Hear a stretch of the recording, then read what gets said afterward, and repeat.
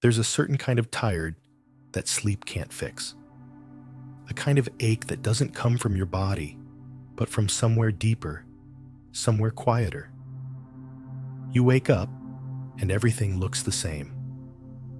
The light filtering through the curtains, the soft hum of your room, the phone blinking with another set of messages. And yet something feels off, as if the air itself doesn't belong to you, as if you've walked into someone else's life wearing your own face.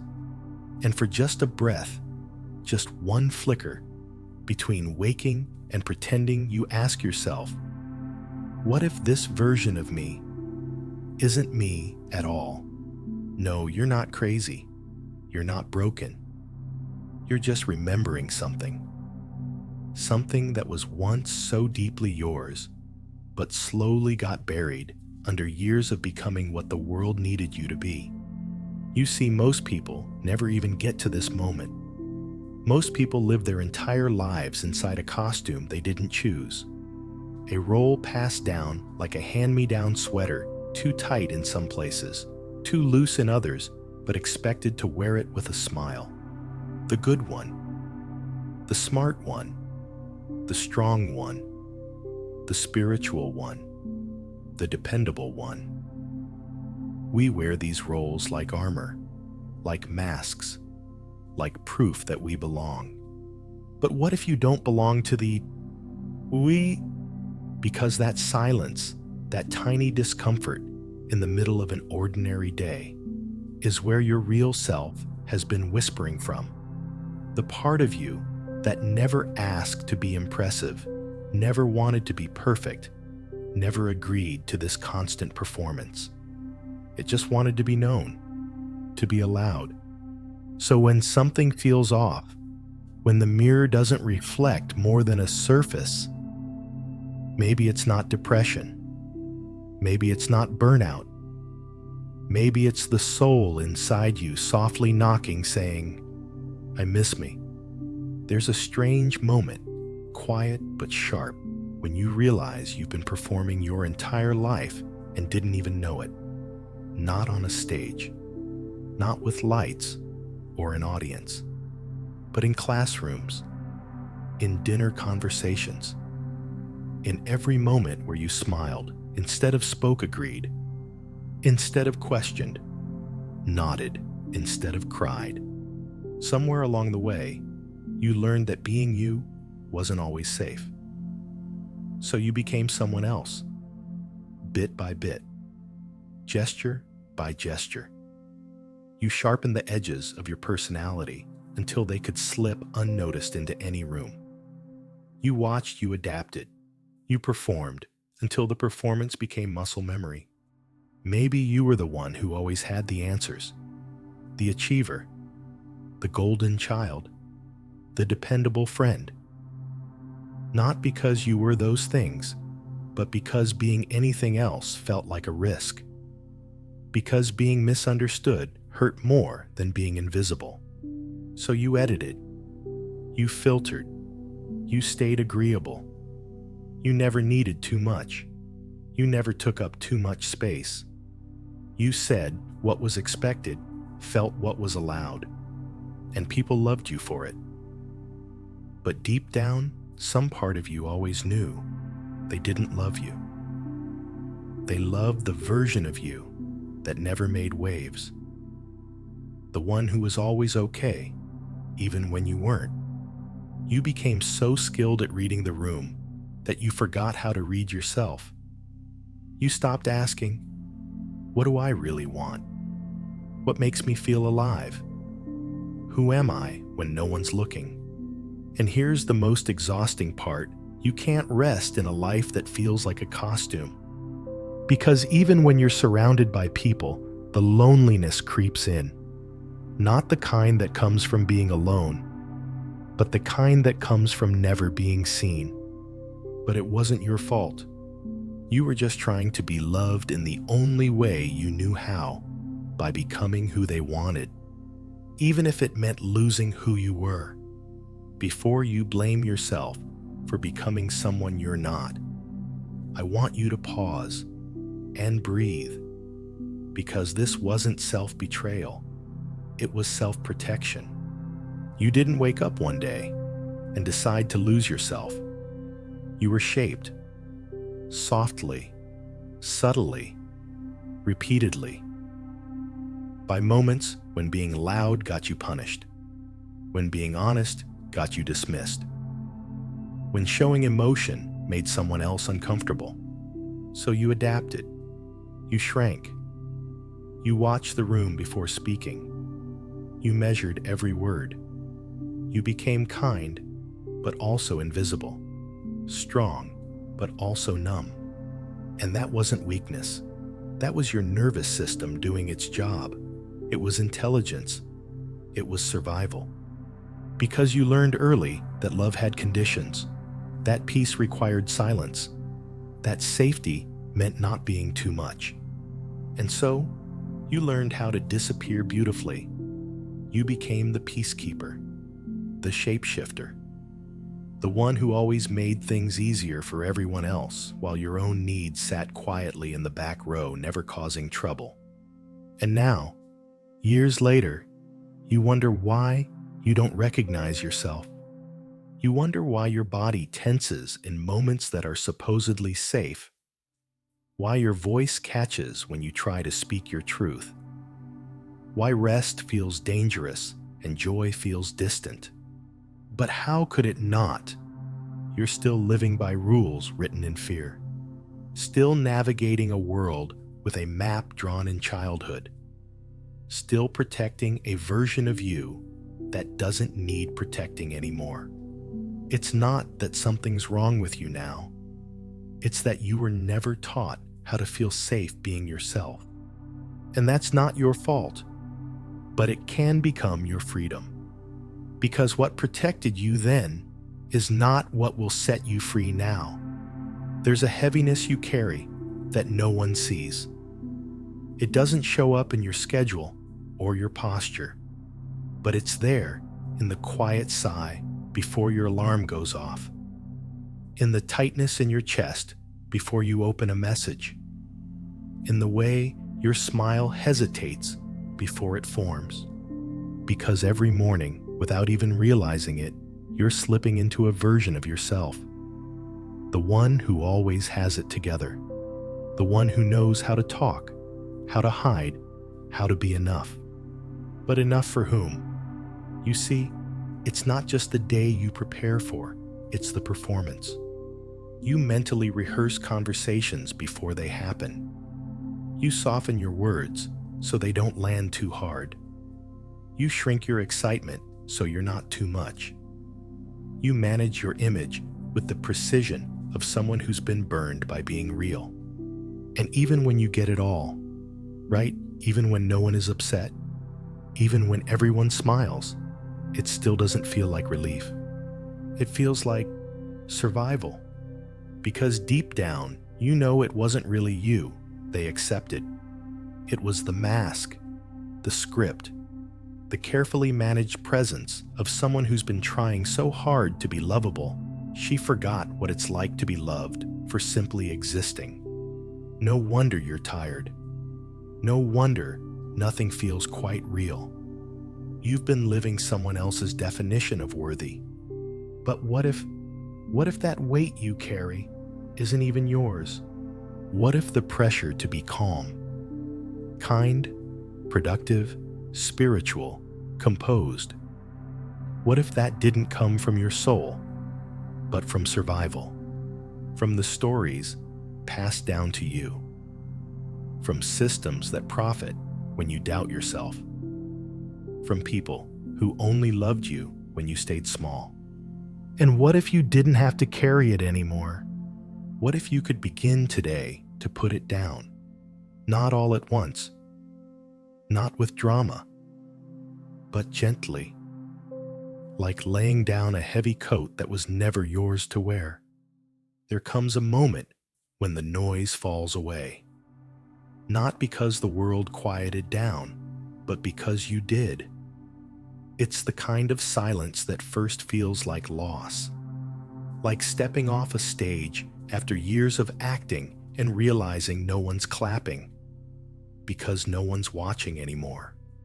No script, no spotlight, just you and stillness. And at first, that stillness feels unbearable. You've been so used to filling the air with effort, so used to measuring your worth in volume, how much you do, how much you give, how much you improve. So when all of that is gone, it's easy to mistake the quiet for emptiness. But look again, listen again. That silence, that isn't a void, it's space. And space is sacred. It's where the healing begins, not with fixing, but with feeling. Not with proving, but with pausing. You don't need to add more to yourself to become whole. You don't need another routine, another affirmation, another version to strive for. You just need space to unlearn, to undo, to unfold. And in that space, you'll begin to hear a voice you forgot was yours. Not the loud one that tries to keep you safe. Not the fearful one that begs you to keep performing, but the quiet one, the kind, steady one that's been waiting. She doesn't demand perfection. She doesn't speak in judgment. She says things like, it's okay to not know. It's okay to feel tired. It's okay to not be impressive today. And in her voice, you'll find something rare. Not motivation, not discipline, but permission to rest, to be, to come home. And maybe that's what you've been looking for all along, not transformation, but the courage to stop pretending you needed one. There's something beautiful, almost startling that happens when you stop editing yourself. When you enter a room without rehearsing your tone, when you say what you actually feel, not what you think will sound the most palatable. When you laugh because something's genuinely funny, not because you're trying to make others comfortable. And at first it feels strange, raw, vulnerable, because for so long you've lived as a mirror, reflecting what others wanted to see, polishing your words until they lost their meaning, smiling when your soul ached, being nice when you needed to be real. But then one day, you say no and mean it. You don't soften the edges of your truth. You don't apologize for how much you feel. You let your presence speak without needing explanation. And in that moment, something sacred shifts. You begin living from presence, not pressure. You're no longer scanning the room for approval. You're no longer chasing clarity as if it lives in someone else's eyes. You're not performing worthiness. You're embodying it. Not with grand declarations, not with perfect posture or a healed aura, but with the quiet confidence of someone who's done hiding. You notice how different life feels when you don't need to manage everyone else's perception. How decisions come with more ease when you're not afraid of being misunderstood. You feel lighter, not because life is suddenly simple, but because you stopped carrying the weight of making it appear that way. You're not trying to prove anymore. You're just trying to breathe. And for the first time in a long time, that feels like enough. When you finally stop performing, don't be surprised if the room grows quiet, because people got used to the edited version of you, the agreeable one, the always smiling one, the one who never made things uncomfortable. You were their mirror, their steady ground, their emotional cushion. So when you start showing up differently, more honest, more quiet, more you, some of them may step back. They won't know what to do with your silence. They'll fumble with your boundaries. They'll wonder where the version of you that made them feel okay has gone. And in that space, you'll feel something sharp. Not pain exactly, but absence. The absence of noise, of pretending, of being needed only when you're not needing anything in return.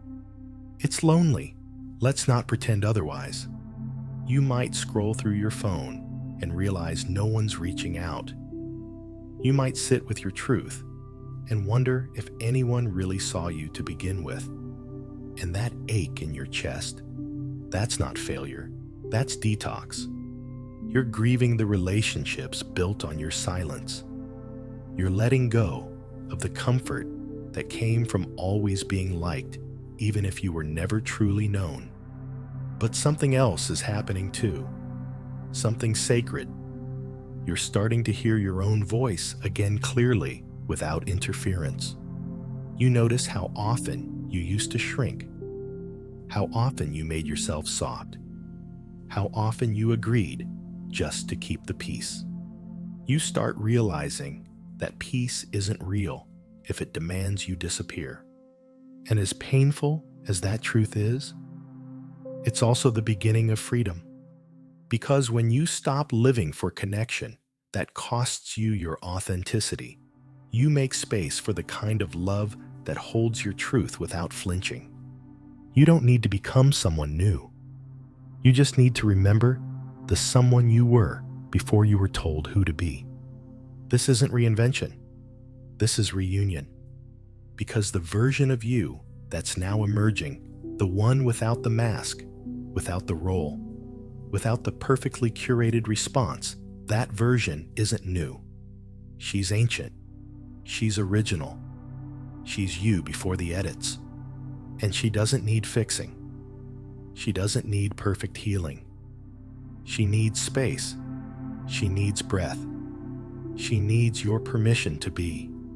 You've spent years performing worthiness, wearing busyness like a badge carrying everyone's emotions, while ignoring your own chasing better, like it would finally make you enough. But what if you were never meant to be better? What if you were only meant to be real? Because realness is messy. It forgets to answer texts. It says the wrong thing. It cries without warning. It walks away from people-pleasing even when it costs connection. And that's not regression.